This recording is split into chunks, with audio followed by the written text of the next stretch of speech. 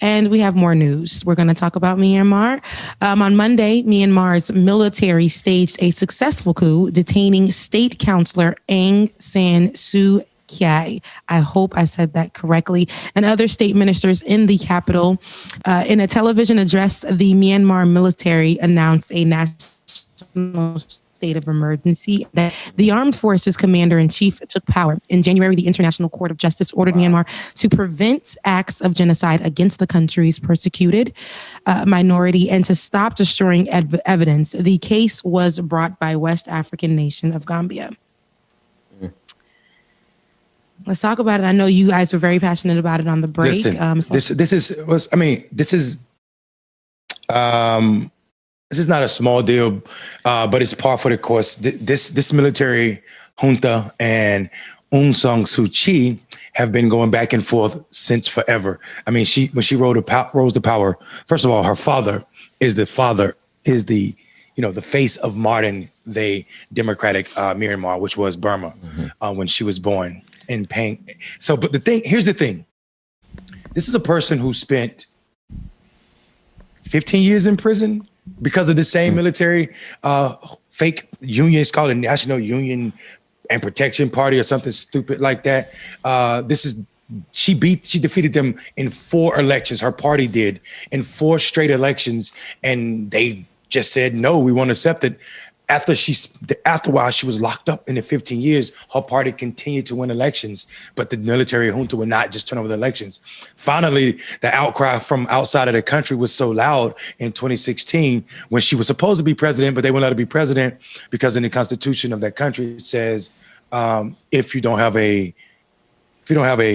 your spouse is foreign and your kids are foreign, you can't be president. So they created a new position called state chancellor, which the military criticized her for.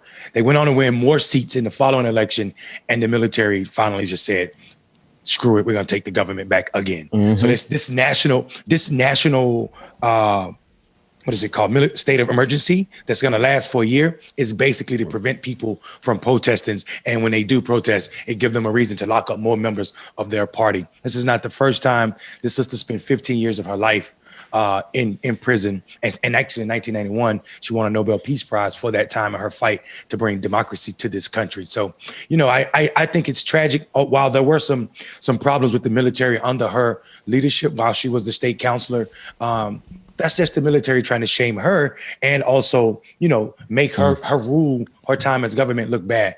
And they were absolutely doing ethnic genocide in that country. So it is a lot of stuff going on. We would have more grounded and more stuff to say about what happened in we being the United States.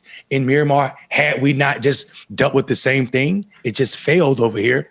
But we had a military junta basically trying to take over. It wasn't our armed military, but it was definitely veterans and active duty personnel represented in that squadron of folk that try to tear down our government. So it is absolutely tragic. We knew it was going to happen when we saw, if you're watching what was going on over the weekend, people started to complain. Some of the most popular people on Twitter and the internet from Myanmar, we saw them starting to lose their profiles. They said the internet was going down, state-run TV went down, and then we saw the military TV, they have a military sponsored TV over there, go up with a message saying that they had to take over the government because the election was fraudulent.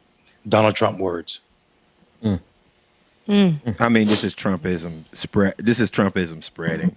And what I think about is, so Myanmar, their first non-military president in their democracy happened in 2016.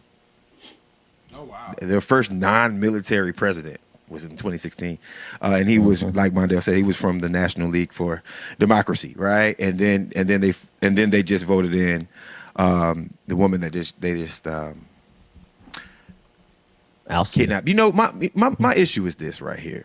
How we are global leaders in spreading effery at times.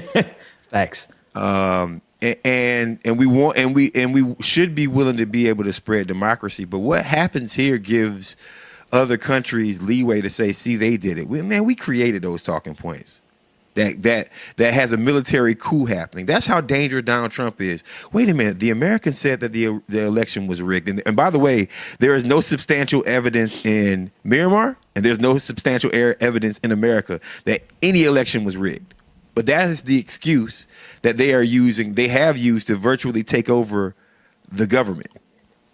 So if this is not proof of how dangerous what happened on the 6th is, then there's no better proof than that.